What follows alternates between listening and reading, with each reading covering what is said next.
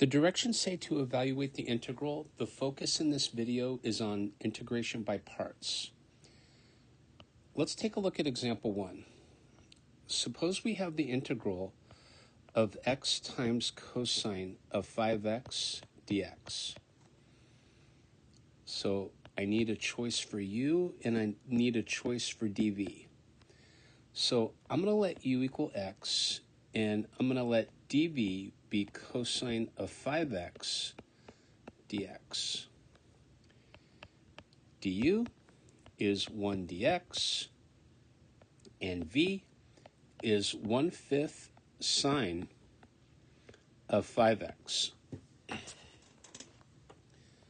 The integral of x cosine of 5x dx is equal to u times v, which is 1/5 x sine of 5x minus the integral of v du, which is 1/5 the integral of sine of 5x dx. And so this is 1/5 x sine of 5x minus 1/5 times negative 1/5 cosine of 5x plus c. And if we simplify this, we get 1/5 x sine of 5x plus 1/25 cosine of 5x plus c. One thing I want you to notice is if we take a look at 1/5 the integral of sine 5x dx, essentially that's the integral of v du. Notice how that's a simpler looking integral than the integral of x cosine of 5x dx. The integral of x cosine of 5x dx is u dv. So the integral, when integrating by parts, the integral of v du ideally must be simpler than the integral of u dv, which the integral, again, of u dv is the original integral. That's the idea. And with that, let's take a look at example 2.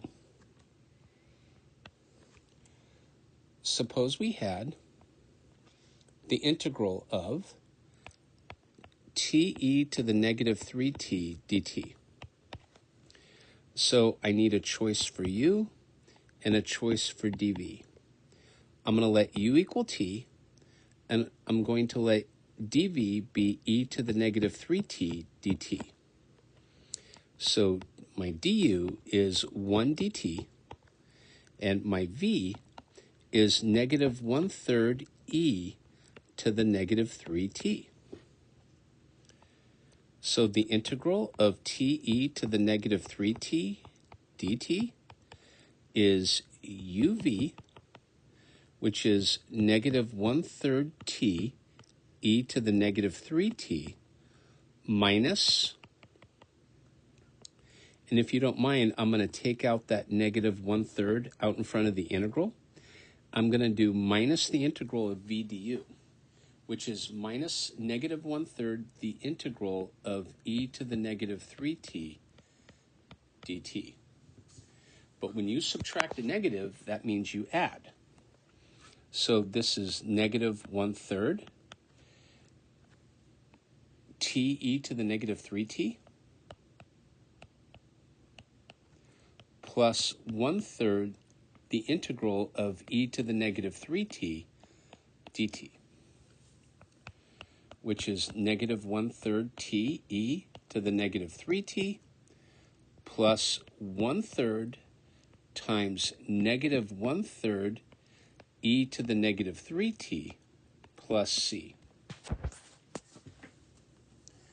But we can simplify this further, and we can write this as negative 1/3 t e to the negative 3t minus 1/9 e to the negative 3t plus c.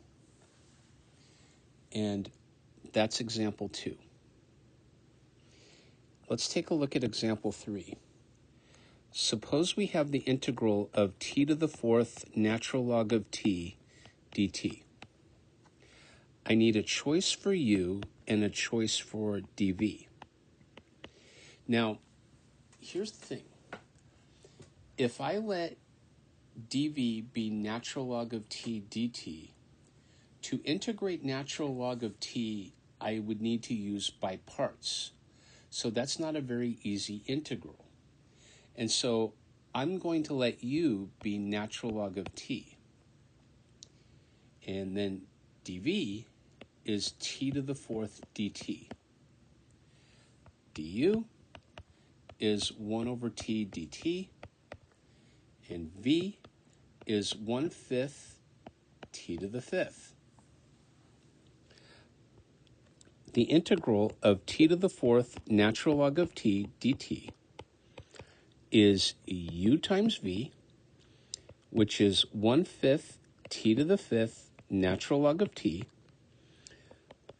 minus, I'm going to pull out that 1/5, and then I'm going to integrate t to the 5th times 1 over t dt. So this is 1/5 t to the 5th natural log of t minus 1/5 the integral of t to the 4th dt. Therefore, the integral of t to the 4th natural log of t dt is 1/5 t to the 5th natural log of t minus 1/5 times 1/5 t to the 5th plus c. And if we simplify this, we have 1/5 t to the 5th natural log of t minus, now 1/5 times 1/5 is 1 over 25. So we get 1 over 25 t to the 5th plus c.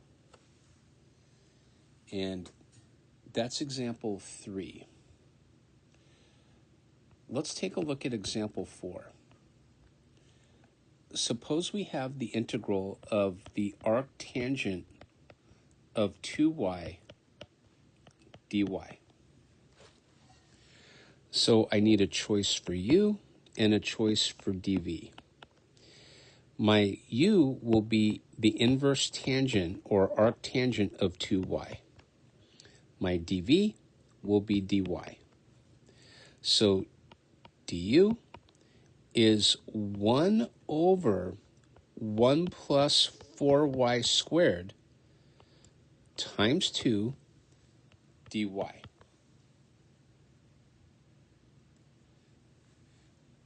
My v will equal y.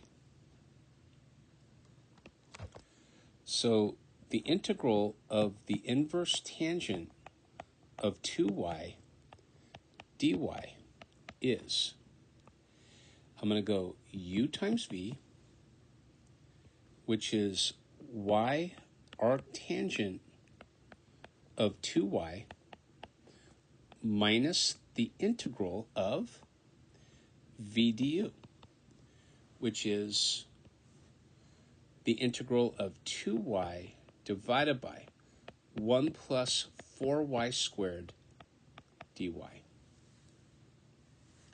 Now, I'm going to treat this separately. I want to integrate the integral of 2y over 1 plus 4y squared dy. So I'm going to let u equal 1 plus 4y squared. Du is 8y dy.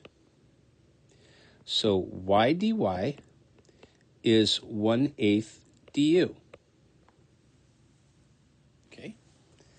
So the integral of 2y over 1 plus 4y squared dy is 2 over 8 times the integral of 1 over u du. So you notice, remember that y dy is 1/8 du, but I still have that 2 there, so I need to take that 2 out also. And that's where I'm getting the 2/8 from. And so this is 1/4 natural log of u plus c, but u is 1 plus 4y squared. So this is 1/4 natural log of 1 plus 4y squared plus c. Therefore, the integral of arctangent of 2y dy is, if we go back, we get y arctangent of 2y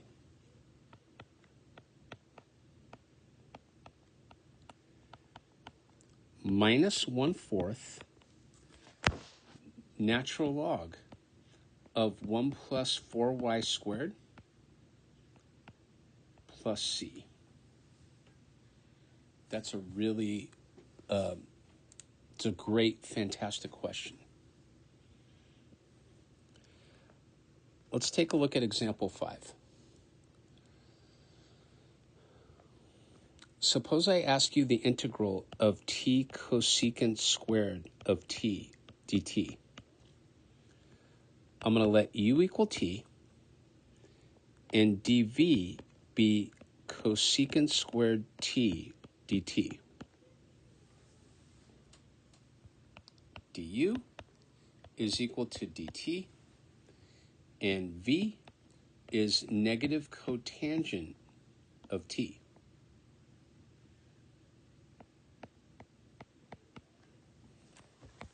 So the integral of t cosecant squared t dt is uv, which is negative t cotangent of t, minus the integral of v du, which is negative cotangent of t dt.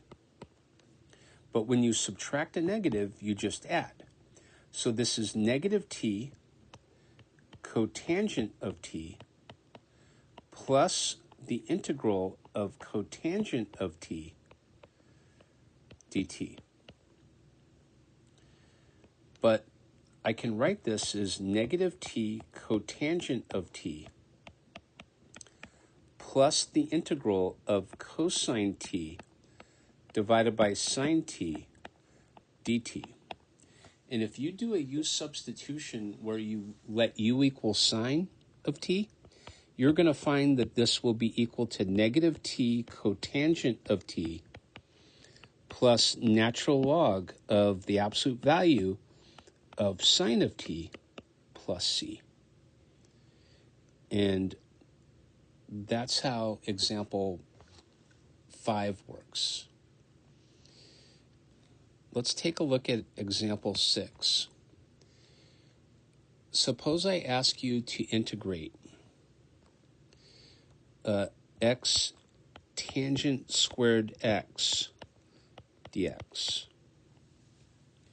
Now, if I were you, I would use a trig identity and write this as follows.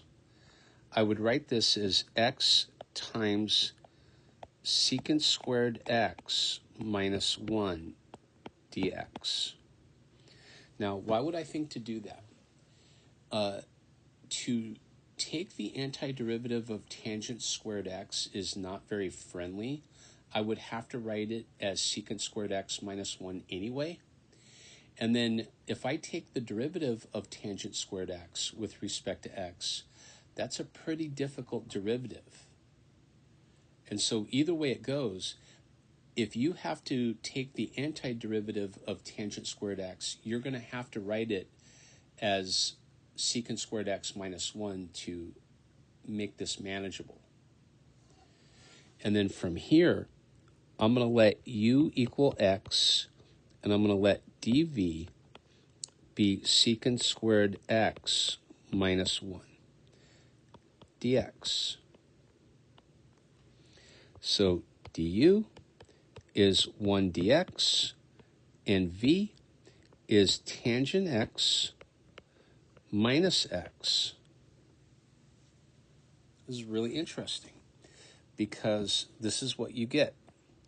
The integral of x tangent squared x dx is equal to uv, which is x times tangent x minus the integral of v du, which is tangent x minus x dx. Now, from here, I'm going to write this as x tangent x minus x squared minus the integral of tangent x dx plus the integral of x dx. When you subtract a negative, that means you add. Okay? Now, this is x tangent x minus x squared minus the integral of sine x over cosine x dx, right? Tangent x is sine x over cosine x, plus the integral of x dx. Now, you're going to find that you get x tangent x minus x squared plus natural log of the absolute value of cosine x plus, and then the integral of x dx is 1/2 x squared plus c. And I do teach Calculus 2, and I would fully expect my students to say that negative x squared plus 1/2 x squared is negative 1/2 x squared. And so this is x tangent x minus 1/2 x squared plus natural log of the absolute value of cosine of x plus c. And that's how we do example 6. Let's take a look at example 7.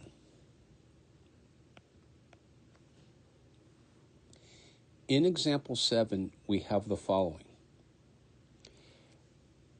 Suppose I had the integral from 0 up to pi of x sine x cosine of x dx. There's a couple of ways you can attack this, but what I would recommend, this is a definite integral, and I'm going to let u equal x. dv will then be sine of x cosine of x dx. du is 1 dx, and v is 1/2 sine squared x. And I would get that by a u substitution, letting u equal sine of x.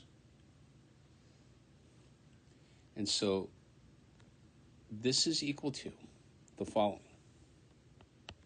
This is uv, which is 1/2 x sine squared x, evaluated from 0 to pi. That's how these definite integrals work. Minus the integral of v du, which is 1/2 sine squared of x dx. Now, remember, if I look at sine of pi, that's equal to 0. Sine of 0 equals 0. So essentially, we're going to get negative 1/2 the integral of sine squared x dx. And these limits are from 0 to pi, incidentally. So I'm going to put 0 to pi here. It's a definite integral. Now, from here, recall, sine squared x is 1/2 of 1 minus cosine 2x. And so this is minus 1/2. The integral from 0 to, let's remind ourselves, it's 0 to pi of 1/2 of 1 minus cosine 2x dx. And so this is negative 1/4 the integral from 0 to pi of 1 minus cosine 2x dx, which is negative 1/4 of, I'm going to get x minus 1/2 sine 2x evaluated from 0 up to pi. And so the correct answer here, if I replace x with pi, remember sine of 2 pi is 0. So the correct answer will be negative pi divided by 4. And this was example 7. Let's do one more example for this video. We'll call this example 8. Suppose I ask you the following. Suppose I had the integral from 1 to square root of 3 of the inverse tangent of 1 over x dx. Well, I'm going to let u equal inverse tangent of 1 over x. And dv is equal to dx. V is x, and du is 1 over 1 plus 1 over x squared times the derivative of 1 over x, which is negative 1 over x squared, dx. So if I distribute that x squared into the bottom, you're going to see that my du is negative 1 over 1 plus x squared dx. And so this is equal to x times the inverse tangent of 1 over x, and this is evaluated from 1 up to square root of 3, minus the integral from 1 to square root of 3 of, now my v du will be negative x over 1 plus x squared dx. Now, if I replace x with root 3, I get root 3 inverse tangent of root 3 minus inverse tangent of 1, right? And when you then subtract a negative, that just really means add. So we're going to add the integral from 1 to root 3 of x over 1 plus x squared dx. Now, the question is, what is the inverse tangent of root 3? And I'll reason something out to you. Let's do this over here. So I'm going to let y equal inverse tangent of root 3. So tangent of y is root 3. Okay. Now, we can go like this. So this is root 3 over 1. So I have root 3 here, I have 1 here. That's opposite over adjacent. Here's angle y. The hypotenuse is 2. So another way we can think of this is we can think of this as sine of y is root 3 over 2. And so y would equal pi over 3. So it looks like this is equal to pi over 3. So I use the right triangle to help me reason these types of things out sometimes. And so when I come over here, this is root 3 times pi over 3 minus pi over 4. Okay. And then I'm going to go plus 1/2 natural log of 1 plus x squared evaluated from 1 to root 3. And let me block this off here. Okay. Now, from here, we get pi times the square root of 3 over 3 minus pi over 4 plus, if I replace x with root 3, I get 1/2 natural log of 4 minus 1/2, replacing x with 1, I get 1/2 natural log of 2.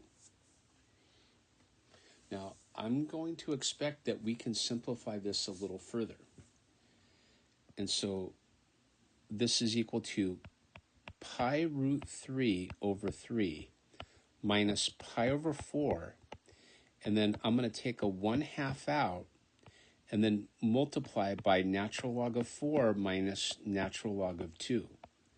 But by the properties of logs, we can write this as natural log of 2. So this is pi root 3 over 3 minus pi over 4 plus 1/2 natural log of 2.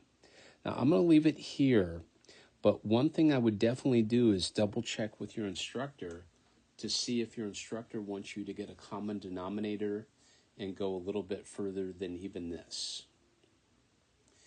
And that's going to do it for this video, where we did 8 examples of integration by parts. Okay, thank you.